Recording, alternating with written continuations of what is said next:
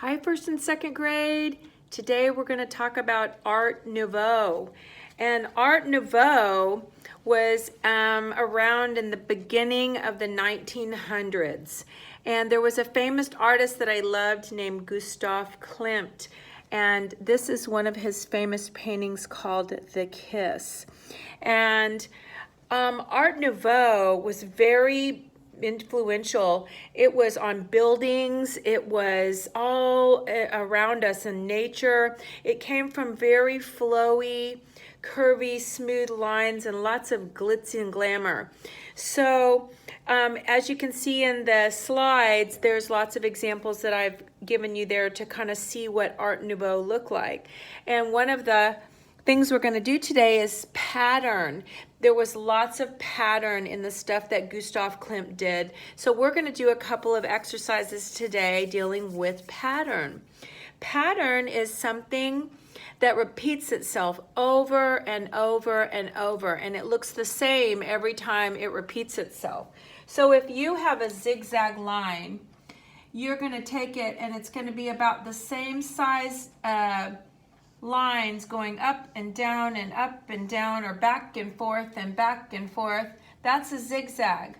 And the little triangular shapes are all the same size, because if you do this, that's just scribbling, right? Same thing with a wavy line. If you're going to draw a wavy line, they kind of need to be the same, and then you draw another one and they follow that same kind of curve, and then you draw another one, and that's a pattern because all those lines sort of follow each other, right? If you're doing a circle pattern, maybe you just put your circles however or your triangles however, but what makes it a pattern is the triangles are all about the same size, or the squares are all about the same size, and that is what makes a pattern. It's any kind of line or shape that repeats itself over and over and over. So if I'm going to do 3 little rings there, I need to do 3 little rings there. You see where I'm going with that? So I know it's a little bit hard to see what I'm doing because I run out of room, but I'm going to try to do a couple of different exercises with you. I did a little fashion model for one exercise, and I did a little boy in a quilt for the other exercise, and they're both really easy, but they're both going to deal with pattern. So first I'm going to do the little boy in the quilt, okay? And he's real easy. We're just going to draw like a circle to represent his head. And then we're going to draw a halo around his head to make it look like the blanket is around his head, right? And then I'm going to come over here in front like this and like that. And then I'm going to come back with this side and make it look like the blanket's wrapped around him, yeah? So now I'm just going to come back, and whenever you do an organic shape, you kind of have to use your wrist, okay? You can either do some straight lines to divide your quilt up, or you can use your wrist to divide the sections up. And we're going to divide our quilt into some sections. And that way, it looks like he's wearing that blanket around him, yeah? So what I'm going to do with this is I'm going to do one of my zigzag patterns just around his face to make the blanket have some kind of fun little pattern going all the way around his face. Cute, right? And then on here I'm going to come and put some stitches. Whenever you sew something, the little stitches hold the fabrics together, right? So you don't do real big ones. They're just real small little stitches, and you just need a few on your lines to represent the pieces being sewn together as if it was a quilt that it's got wrapped around him. Okay, now your shapes are all different sizes, but your patterns inside the shapes are going to repeat themselves. So if you look up here and on the sheet that I've given you on the slide, you've got some different things you can choose from. So maybe you want to do a zigzag. So you're going to get your colored markers and you're going to come back after you draw it, and you're going to do some patterns inside your shapes. So I'm getting some different colored markers, and I'm just going to do some patterns inside here. and this one's a little swirl, until all of them are filled up with some kind of a pattern. So I'm gonna maybe do some triangles, right?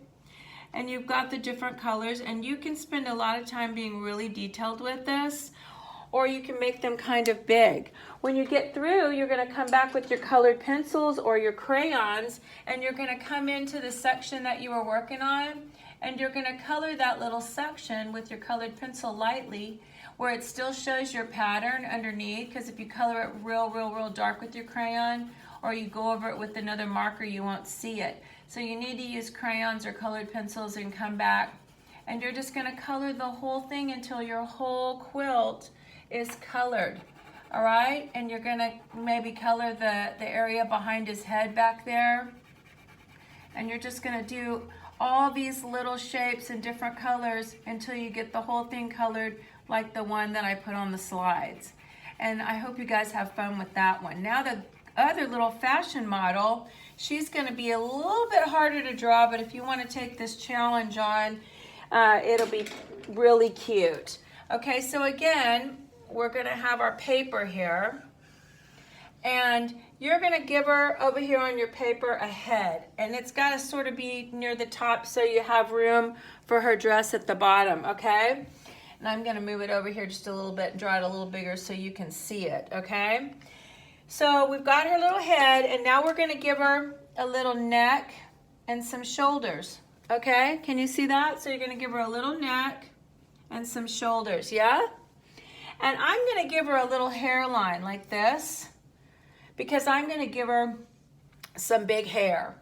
So I'm gonna give her a little hairline, and I'm gonna give her some big hair, and I'm gonna put a head piece in her hair that's kind of decorative with some shapes. And maybe I'll put these little patterns in there, and that's gonna kind of represent her fashion hairdo, okay? So this is the only part of this that's a little bit tricky, okay? So you're gonna come down and make sort of like a little hot dog there. You see it? And then you're gonna come back up with another hot dog and connect it. And that's gonna be her arm. So I'm gonna do it again so you can see it.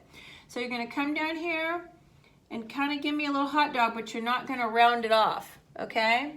And then you're gonna come back up here, see the letter V? And now you're gonna round it off and bend your hot dog. You see that? And then you're gonna put her little thumb in her hand, and that's gonna represent her hand. Now I'm gonna put a little collar on her shirt right there. And then I'm just gonna draw a straight line down right there. That's gonna represent her other arm in a minute. And that's gonna represent her armpit. You see that? So now that I've got her little arm drawn, I'm gonna draw this one a little bigger, sorry. I'm going to kind of bring this line down to represent her dress, like this. I'm gonna go to her armpits, and then I'm gonna give her a waist on her dress, yeah? And then I'm gonna just do these two flowing lines that come out that are gonna kind of represent her dress, okay? Maybe I'll give her some little ballet slippers down here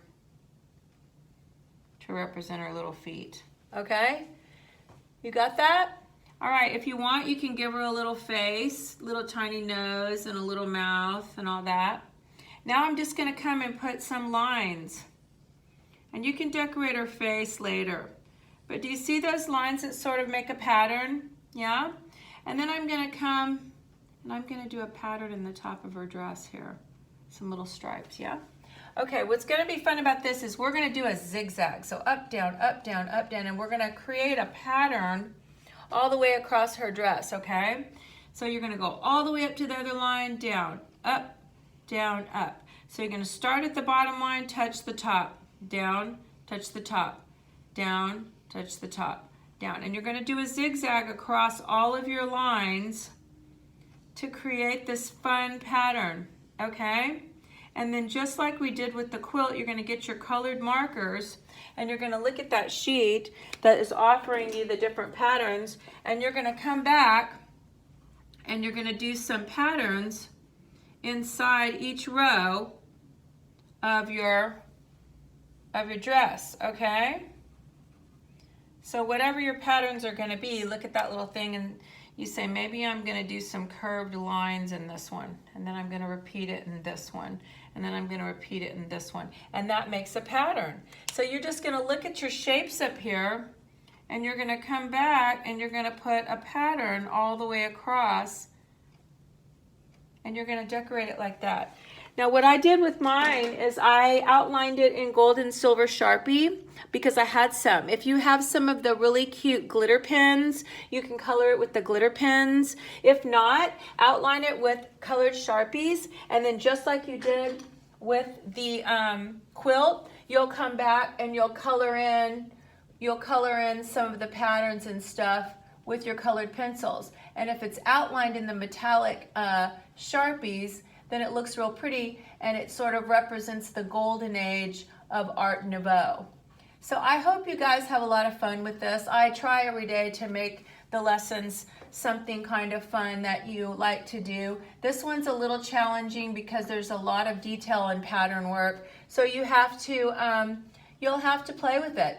You'll definitely have to take your time with this one, okay, coloring it. But when you get through, it'll be spectacular, and you'll have a lot of detail like Gustav Klimt in his paintings.